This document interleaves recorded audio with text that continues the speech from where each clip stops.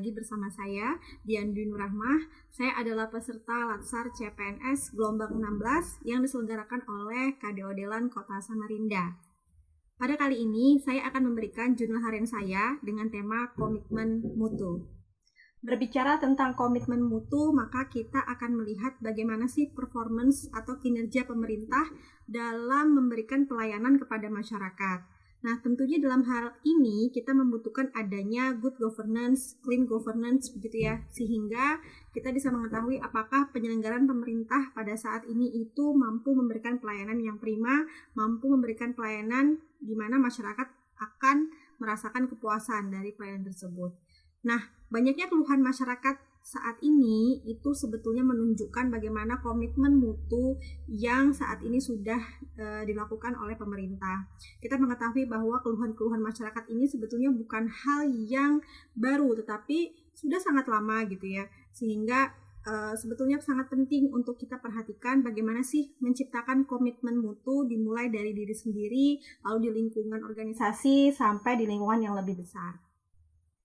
Ya, sebelum kita mengenal lebih jauh terkait bagaimana cara untuk melakukan komitmen mutu dalam lingkungan kerja kita harus mengetahui dulu beberapa konsep dalam komitmen mutu. Yang pertama adalah terkait efektif. Nah, efektif ini adalah menunjukkan tingkat ketercapaian target yang telah direncanakan baik menyangkut jumlah maupun mutu hasil kerja. Selanjutnya adalah ada konsep yang disebut dengan efisien. Nah, efisien adalah tingkat ketepatan realisasi penggunaan sumber daya dan bagaimana pekerjaan itu dilaksanakan sehingga tidak terjadi pemborosan, tidak terjadi penyalahgunaan alokasi, lalu juga penyimpangan prosedur dan mekanisme yang keluar dari alur tersebut. Nah, adapun konsekuensi dari penyelenggaraan yang tidak efektif, efisien ini adalah ketidaktercapaian target kerja kita. Nah, selanjutnya juga akan ada ketidakpuasan oleh banyak pihak, lalu juga menyangkut kredibilitas instansi, bahkan akan menimbulkan kerugian secara finansial. Lalu bagaimana sih caranya gitu ya untuk kita mampu memperbaiki mutu layanan? Nah, ada beberapa cara. Yang pertama adalah kita harus paham dulu bagaimana apa sih fungsi dan tugas pokok peran masing-masing bidang. Lalu yang kedua, kita juga harus kompeten pada bidang pekerjaan kita itu sendiri. Lalu juga kita harus memiliki target layanan mutu, paham karakter masyarakat yang membutuhkan layanan, lalu juga menguasai bagaimana teknik-teknik untuk melakukan pelayanan yang prima, dan juga terakhir adalah bersedia menerima kritik dan saran dari masyarakat.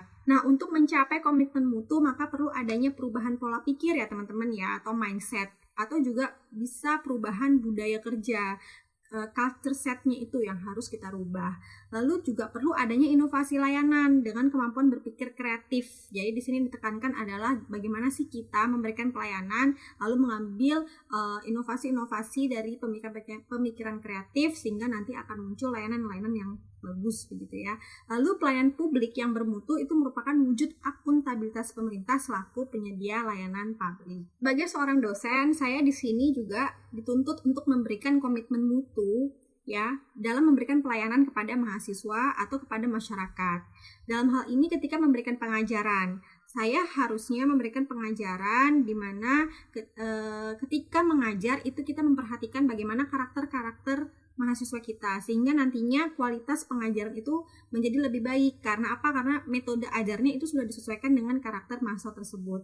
Lalu juga ketika memberikan bimbingan, contoh bimbingan ketika pengerjaan tugas, bimbingan pengerjaan skripsi, kita juga harus mampu memberikan pelayanan prima di mana kedisiplinan waktu ketika bimbingan, lalu juga mungkin metode ketika melakukan bimbingan. Contoh tidak harus tatap muka gitu ya. Kita bisa memanfaatkan online misalkan lewat Zoom atau kita bisa via chat WhatsApp gitu ya, sehingga metode bimbingan yang kreatif ini juga mampu memberikan layanan yang baik gitu kepada mahasiswa. Lalu yang terakhir adalah memberikan pelayanan kepada masyarakat dalam bentuk pengabdian masyarakat.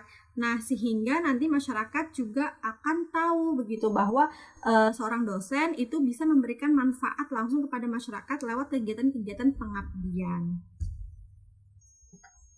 Baik, itu saja mungkin yang bisa saya sampaikan terkait komitmen mutu. Semoga ini bisa bermanfaat buat teman-teman yang lagi mendengarkan. Kita ketemu lagi di jurnal harian saya yang berikutnya. Dadah!